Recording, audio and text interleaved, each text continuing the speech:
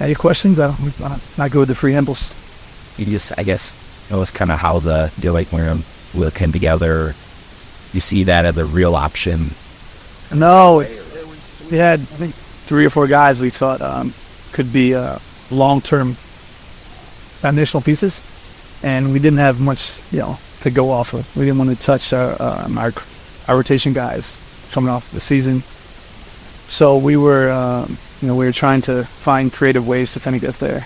And we think Dillian's explosiveness and his playmaking. I think he's a heck of a playmaker, and his ability to play both on and off the ball to start this year it's hard to replicate that skill set.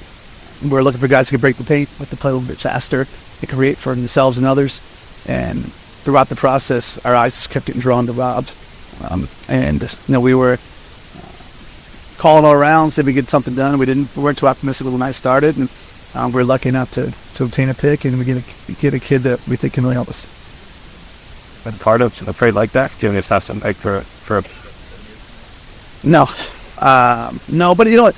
It's San Antonio, and those guys are, really, really bright. So sometimes you want to spread the picks out. You don't want to have too many picks at once. So I think it's a win-win trade. And again, we were trying to address certain things this offseason. Certainly, bench scoring, ability to create for themselves and others. The things she talks about all the time: breaking the paint, playing in the paint, playing with a bit more pace, and all those attributes are really hallmarks of Robert's team. Or you send the thing in. Yeah, for sure. No, I don't think you make a move as aggressive as this and sit on him. I think Finchie he's the best, and I haven't thought you guys so excited for his extension, but Finchie and I watched him 2 days ago in his office for a long time. He was as excited as we were. So he's a guy that from day one's going to have a role, responsibility. Certainly it's going to be hard for him, but I don't think you're that aggressive in the top 10 with a guy you don't think is like, but embracing the hate, like what does that do to the list with the inject ban into your seat, mad like one pitch at a guard, what did like escape them all throughout the game? Yeah, I think what was really neat watching Kentucky, especially him and Reed Shepherd, and I believe the roommates, it was cool to watch those guys effectively play off each other, and Kentucky was scoring like an NBA in the second half of the season. I think sometimes you look at a guy his size, he's diminutive, and they think he's just a bucket getter. He passes more than he shoots with pick and roll. I think he's very unselfish guy. His per 36 assists are really impressive. So, and his energy is infectious. So he's going to play fast. You got to play fast with him. At 19 and 65 pounds, how much are you going to have to protect him or basically do something with him on defense? We're not going to protect him. We're going to challenge him. We're not here to hold his hand. I mean, he's a very competitive guy. There's been plenty of examples of guys that are slight that are plus defenders.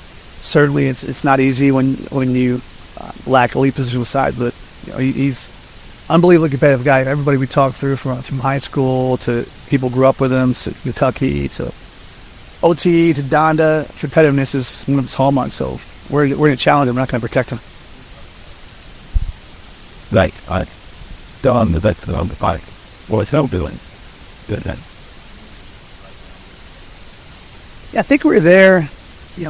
Obviously it's going to be extremely challenging, but we're returning 7 of our core guys.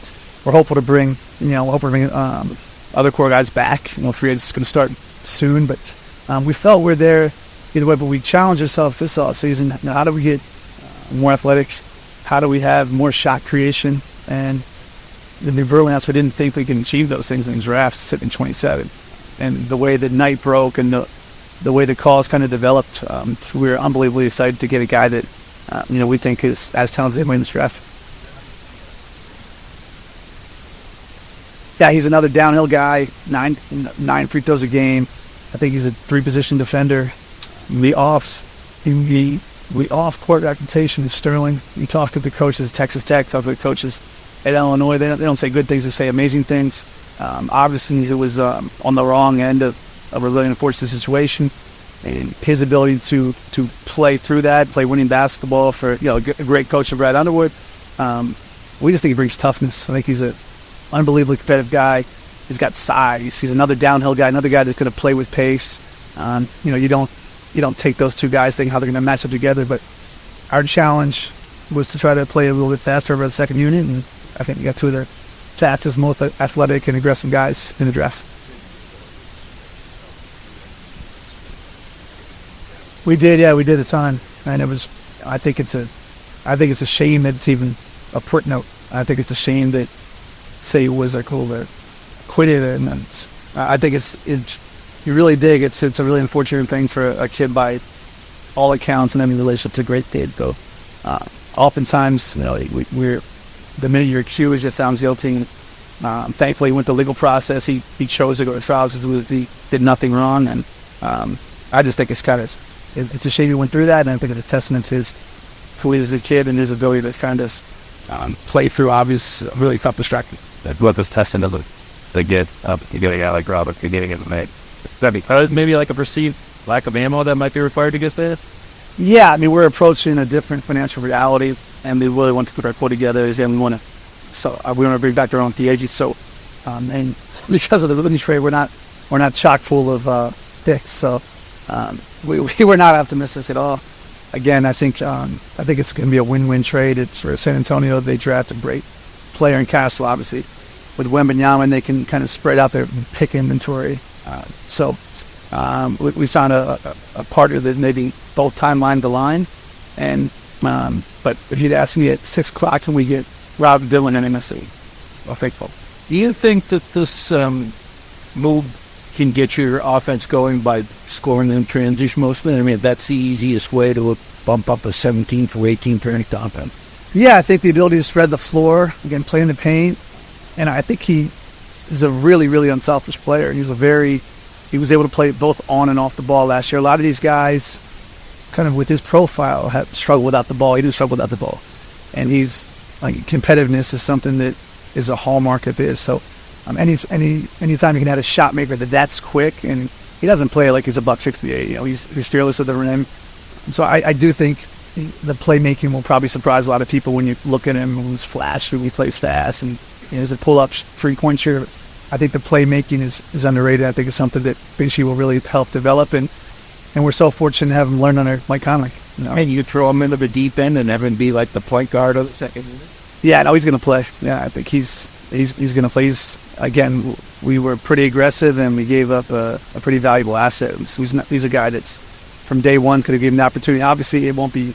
It's got to earn to keep that opportunity, but we traded for him to play right away. Yeah, ownership was fantastic. Certainly, anytime you're aggressive, there's financial realities, and you think we have a chance. We're at the big table, so there's no time to get scared now. They didn't hear about it. You're learning, the second time the link finance analyst. The reality is complex. I mean, really over that bit of the things that we could have. How much did that impact? Did he have maybe not just one guy, but yeah, it's a great question. I don't know how we can add this level of talent via trades when we get off core guys. I don't know how, and we don't have a pick next year. Fingers crossed.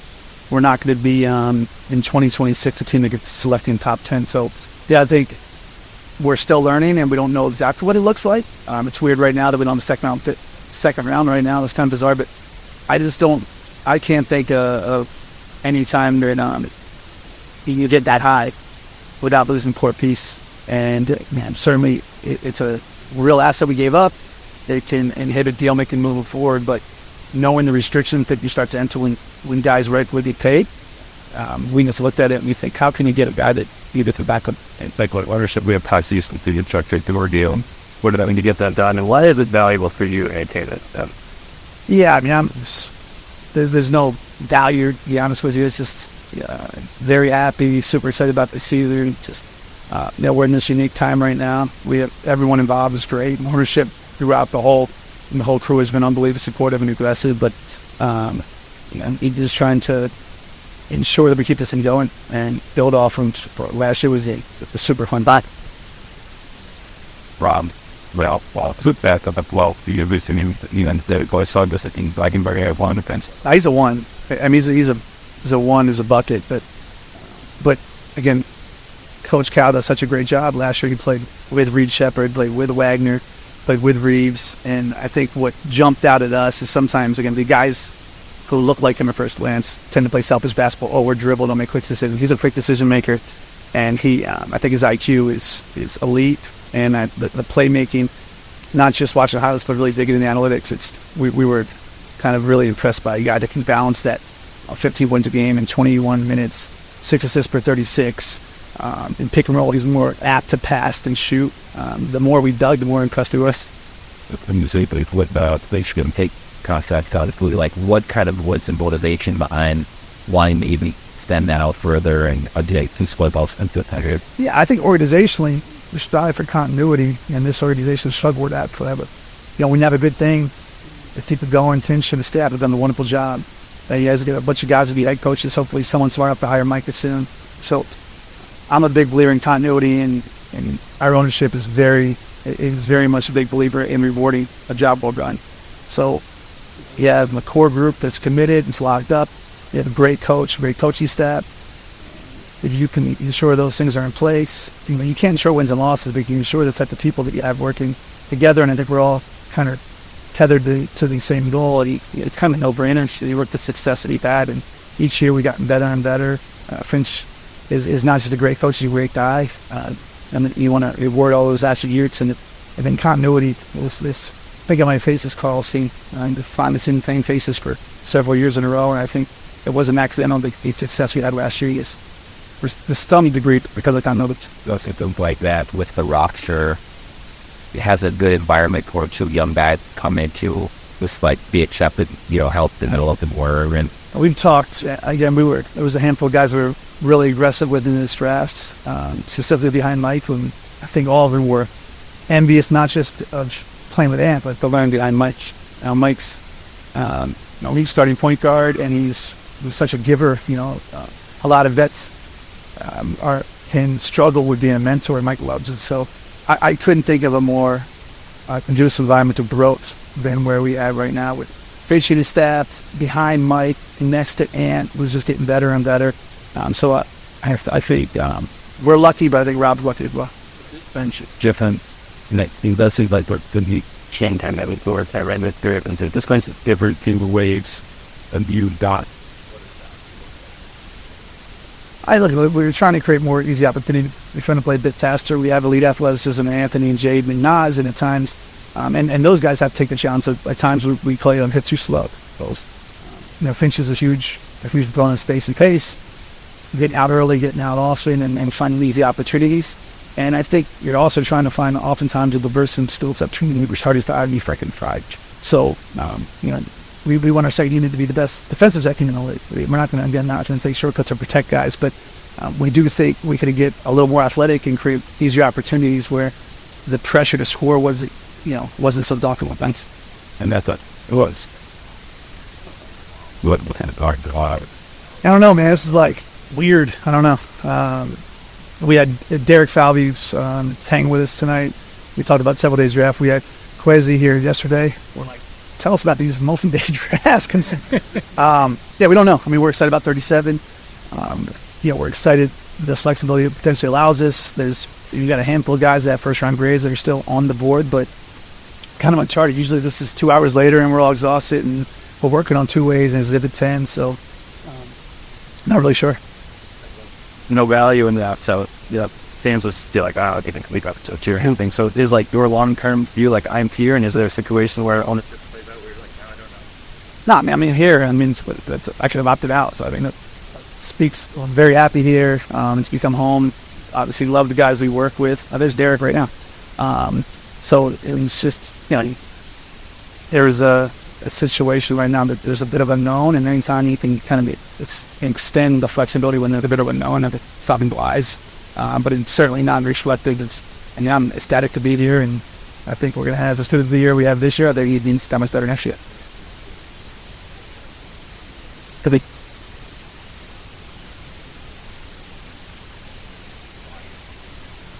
No, we still like to retain our guys. That's our goal. We want to retain our guys. Now, the market will impact that, but again, I'm a believer if you have a good thing, you keep a good thing. So we'd like to come back. Largely looking the same, maybe a little variance in the roster with these new draft faces, but we really like what you have and we like what we're building. So I think the more guys who come back, the better. So that's simple. The guy in the past, type guys have kind of provide that toward much unfaction. And so I've heard that too. Like how nice of it to have somebody in like Rob, but you say they kind of get that like one that has J around ones. I mean, all you're doing optimally, and it's rare to achieve anything optimal, is like, all right, we have this, we don't have that. So what we have, if you have a lot of good things, the success in the playoffs, the regular season, but we lack probably a guy besides that one, just don't get it. So how do you get that? It's free agency rather than option. Free agency, trades. The guys that have value league wide, we don't want to trade them. So and then you're trying to get creative. We thought he was the best shot creator in the drafts. So, and the team's a focus on a couple other guys that we really liked. And we thought, hey, we get one of these three guys, the give could be aggressive, and it could be a lot. I don't know how we can achieve that next 2 or 3 years via free agency. We don't want to trade our core guys. So, I'm throwing it pretty simplistic, and I think we've checked the major box that we lacked last year. All right, thanks. Thanks.